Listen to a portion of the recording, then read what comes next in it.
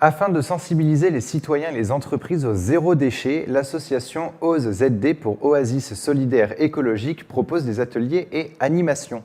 Pour en parler avec nous, je reçois aujourd'hui Gaëlle Mottet, cofondatrice de l'association OZD. Bonjour et bienvenue sur Sensation. Merci de nous recevoir.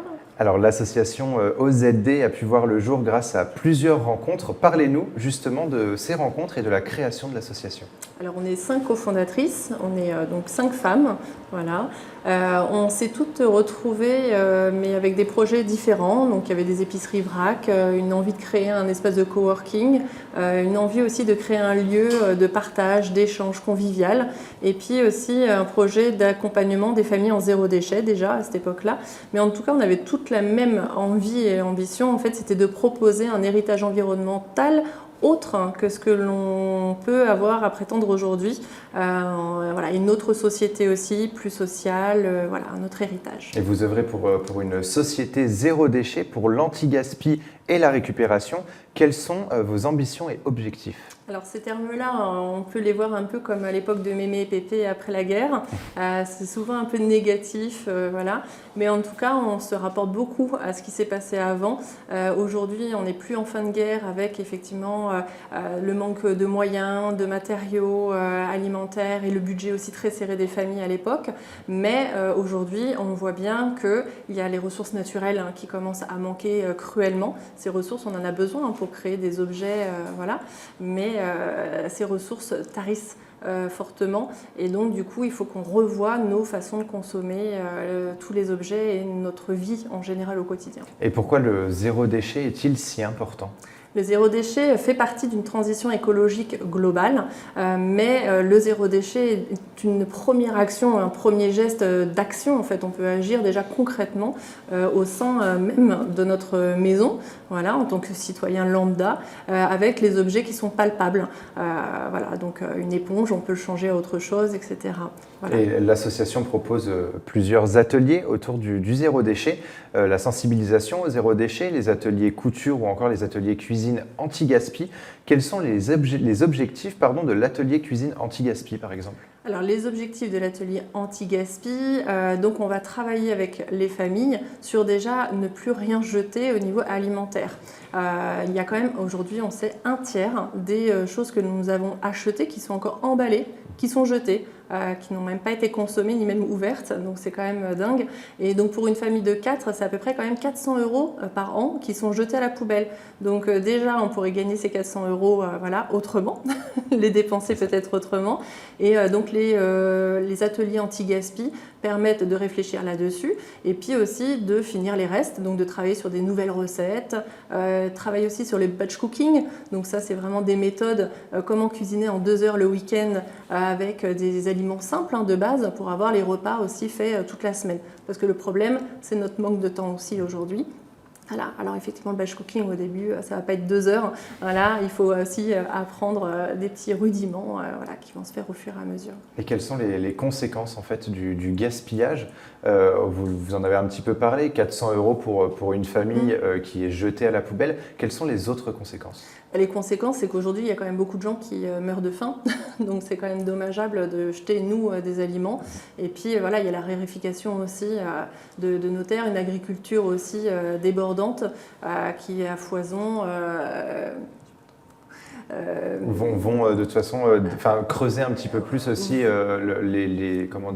les espaces entre ceux qui n'ont pas à manger et ceux qui en ont beaucoup trop et qui gaspillent leur puis les leur industriels agroalimentaires vont continuer de développer aussi l'agriculture intensive, ce qui va générer aussi d'autres problématiques. Une surconsommation et une surproduction. Voilà. Je voulais juste revenir sur l'anti-gaspillage alimentaire, c'est aussi apprendre à cuisiner des épluchures, des trognons, des choses aussi que des fans de radis, de carottes, des choses que l'on jette d'habitude à la poubelle. Voilà. Oui, j'étais pas au courant. Et quel est le principe des ateliers couture ? Les ateliers couture, c'est vraiment apprendre des choses simples, faire un ourlet, recoudre un bouton, voilà, pour créer en fait notre kit zéro déchet de base. Donc à faire des petits sacs à vrac, des petites éponges, des choses vraiment toutes simples, mais qui vont nous servir longuement. Au lieu de jeter voilà, les vêtements, c'est les réutiliser aussi et leur trouver une autre fonction. Oui. Vous avez aussi des ateliers upcycling musique. Qu'est-ce que c'est ? Alors, Upcycling Music, c'est en fait suite à une demande d'une école pour une fête d'école liée, c'était par rapport au... Ah, là, je ne peux pas vous aider. Un oui, événement. désolée. C'était un conte musical, voilà, Pierre et le loup. Oui. Et donc, du coup, c'est un conte musical avec un orchestre complet. Et il voulait réellement créer l'orchestre avec des matériaux de la vie de tous les jours. Donc, on s'est amusé, en fait, avec cette école-là, à créer tout un orchestre avec les enfants. Donc, voilà. Et finalement, ça vous a donné des idées aussi. C'est ça, pour ça nous créer, a poussé, justement. Ouais. Les projets d'autres nous poussent à aller beaucoup plus loin dans notre démarche en plus. Ça, tous les jours, en fait, pour vous, c'est ça aussi, faire attention à l'environnement, c'est se remettre en question aussi tous les jours et voir comment on peut faire pour faire attention à l'environnement. Oui, et alors c'est aussi proposer vraiment pour nos enfants autre chose. C'est-à-dire que la planète, elle se sauvera d'elle-même, elle n'a pas besoin de nous. Par contre, nous, on fait partie de la biodiversité, d'une chaîne avec un équilibre. Et aujourd'hui, on voit que dans cette chaîne-là, il y a un déséquilibre qui se fait. Mais on a besoin de tous ces éléments pour que l'équilibre se fasse correctement. Et vous intervenez dans vos locaux, à l'école et en entreprise. Oui. Justement, est-ce que les jeunes sont de plus en plus intéressés par l'écologie et le bien-être de l'environnement ? Alors on a de tout comme pour les adultes, voilà. Après c'est pas les premiers consommateurs, enfin c'est pas eux qui ont l'argent pour acheter, mais en tout cas les enfants sont très demandeurs de comprendre les choses, très ouverts d'esprit et même s'ils habitent en ville qui sont loin de la nature, ce qui peut effectivement poser problème par rapport à cette sensibilisation-là, on remarque quand même que malgré tout il y a quand même une racine environnement, une racine nature que l'on a tous en nous en fait. On a cet héritage-là de la nature. Donc oui, les enfants sont très demandeurs de comprendre, d'apprendre, de faire des choses. Donc après, ça va être des enfants qui vont devenir adultes aussi. Donc les petites graines que l'on met à cet âge-là dès la maternelle, parce que du coup on fait des ateliers dès la maternelle, ces petites graines vont pousser à un moment donné à un autre, on le sait, on en est sûr et persuadé. Voilà. Et après, ça sera effectivement des adultes avec une certaine réflexion. Et est-ce que justement les jeunes adultes aujourd'hui, on a pu le voir un petit peu sur les réseaux sociaux, surtout l'année dernière en fait, où on ne voulait plus de cette planète surpolluée, de la surconsommation, de la surproduction. On l'a vu aussi pendant le confinement où on a vu la planète respirer, entre guillemets. Est-ce que vous pensez que la sensibilisation envers les jeunes adultes est importante aussi ?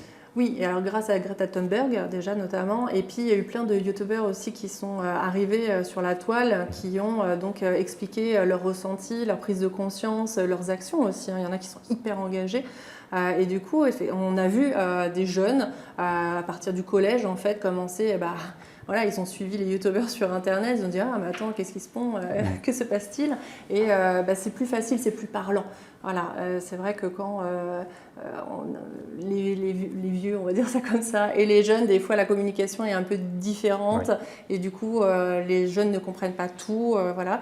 Mais là, avec les youtubeurs, c'est vrai que ça a fait quand même assez une émulation là-dedans. Parce qu'on prend exemple sur les personnes qu'on suit sur les réseaux sociaux. Tout à fait, oui. Que faites-vous pour sensibiliser les enfants au développement durable? Parce que vous le disiez, vous intervenez dans les écoles, etc. Qu'est-ce que vous faites pour les sensibiliser? Alors on a créé des outils éducatifs, pédagogiques et surtout ludiques parce que l'objectif c'est aussi de s'amuser et on apprend mieux en s'amusant. Voilà, donc la création de plateaux de jeux, voilà, c'est ce genre de support que l'on propose. Et vous êtes actuellement 5 femmes à la tête de l'association. Est-ce que vous avez besoin de bénévoles et comment est-ce qu'on peut vous contacter?